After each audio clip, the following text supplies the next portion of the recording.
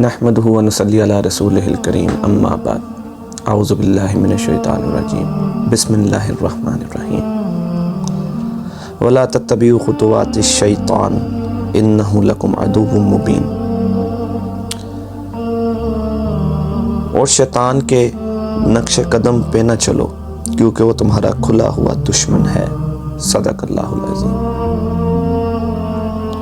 اللہ تعالیٰ قرآن میں فرماتے ہیں کہ شیطان کے قدموں کی پیروی نہیں کرنی، وہ تمہارا کھلا دشمن ہے۔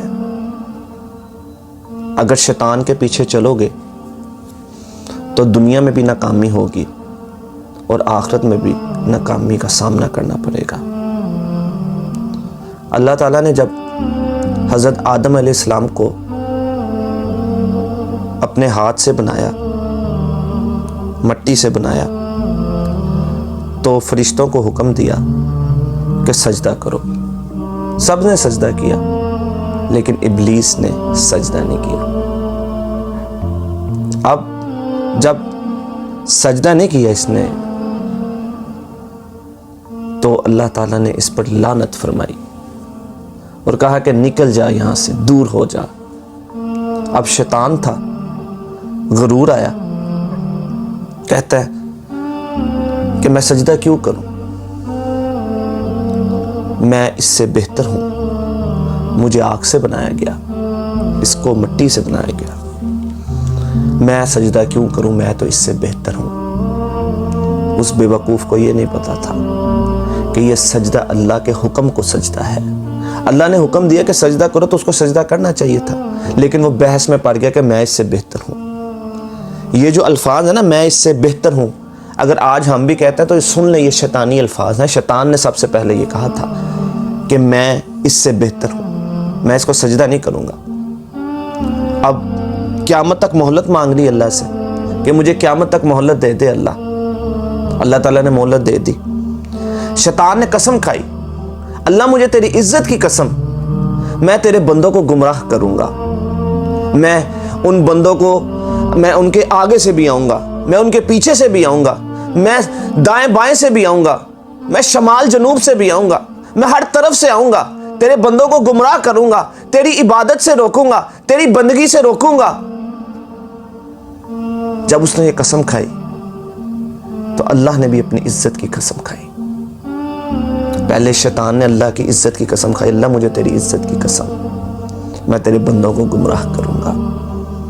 اللہ تعالیٰ نے جب اس کی اس قسم کو سنا، اللہ تعالیٰ نے بھی اپنی عزت کی قسم کھائی کہ جب تو اپنے بندوں، جب تو میرے بندوں کو گمراہ کرے گا نا، وہ جب بھی میرے پاس آئیں گے وہ توبہ کو کریں گے، مجھے میری عزت کی قسم، میں بھی ان کو معاف کرتا رہوں گا، میں ان کی توبہ کو قبول کرتا رہوں گا۔ اب آپ اندازہ لگائیں اللہ کو آپ سے کتنی محبت ہے۔ آپ جب بھی گناہ کریں، جب بھی آپ سے گناہ ہو جائے، آپ اللہ سے توبہ کریں، اللہ آپ کی توبہ کو قبول کرے گا۔ اب اللہ تعالیٰ کی محبت کا اندازہ کیجئے۔ اللہ تعالیٰ نے قرآن میں آپ کو بتا دیا کہ شیطان اس طرح حملہ کرے گا، یہاں سے حملہ کرے گا، یہاں سے حملہ کرے گا، ایسے حملہ کرے گا، اس طرح حملہ کرے گا۔ اللہ تعالیٰ نے قرآن مجید میں سب بتا دیا کہ میرے بندوں اس سے بچ کر رہنا، اس کے قدموں کی پیروی نہ کرنا، یہ تمہیں جہنم کی طرف لے کر جائے گا، یہ تمہیں اندھیروں کی طرف لے کر جائے گا، یہ تمہیں گمراہی کی طرف لے کر جائے گا۔ اللہ تعالیٰ نے قرآن میں نقشہ کھینچ دیا، سارا کچھ بتا دیا کہ یہ اس طرح کرے گا، اس طرح کرے گا، اس کے قدموں کے پیچھے نہ چلنا، یہ میری بندگی سے روکے گا، یہ میری عبادت سے روکے گا، یہ میرے آگے سجدے کرنے سے روکے گا۔ اب آج دیکھیں شیطان حملہ کس طرح کرتا ہے۔ حدیث میں آتا ہے، نبی صلی اللہ علیہ وسلم نے فرمایا کہ جہاں پر ایک مرد اور ایک عورت غیر محرم موجود ہوں، تیسرا ان میں شیطان ہوتا ہے۔ اب آپ دیکھ لیں، ایک مرد ایک عورت غیر محرم جب ایک جگہ میں تنہائی میں ہوتا ہے نا، تیسرا ان پہ شیطان ہوتا ہے۔ اور آپ کو بھی پتہ ہے کہ گمراہی اور اس وقت گناہ کا جو ہوتا ہے وہ چانس بڑھ جاتا ہے میرے بھائی، شیطان حملہ کر دیتا ہے۔ اللہ جس کو بچائے اس پر رحمت ہے، جس کی اللہ پر رحمت اللہ جس پر کر دے وہ بچ جاتا ہے، لیکن اکثریت گمراہ ہو جاتی ہے، گناہ کر دیتی ہے۔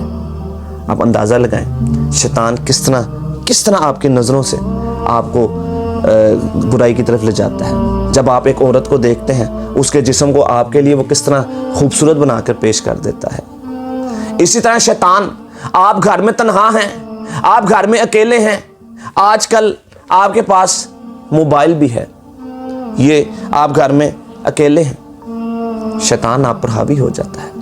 आप भी जानते हैं, मैं भी जानता हूँ, आप अपनी तन्हाइयों के बारे में भी जानते हैं, मैं भी जानता हूँ। गुमराही का जो चांस है, जो गुनाह का चांस है, वो बहुत ज़्यादा बढ़ जाता है। शैतान मुख्तलिफ तरीक़ों से हमले करता है। हदीस में आता है कि शैतान हमारे जिस्म में खून की तरह भागता है, खून की तरह हमारे जिस्म में भागता है शैतान। वो हमसे गलत काम करवा देता है, वो हमसे गुनाह वाले काम करवा देता है। अब आप अंदाज़ा लगाएं, जब इंसान घर में अकेला होता है, वो गलत काम कर बैठता है, बाद में पछताता भी है। शैतान उस पर जो है वो हमला कर देता है। अब हर एक को शैतान एक तरीके से हमला नहीं करता, इस बात को समझिएगा।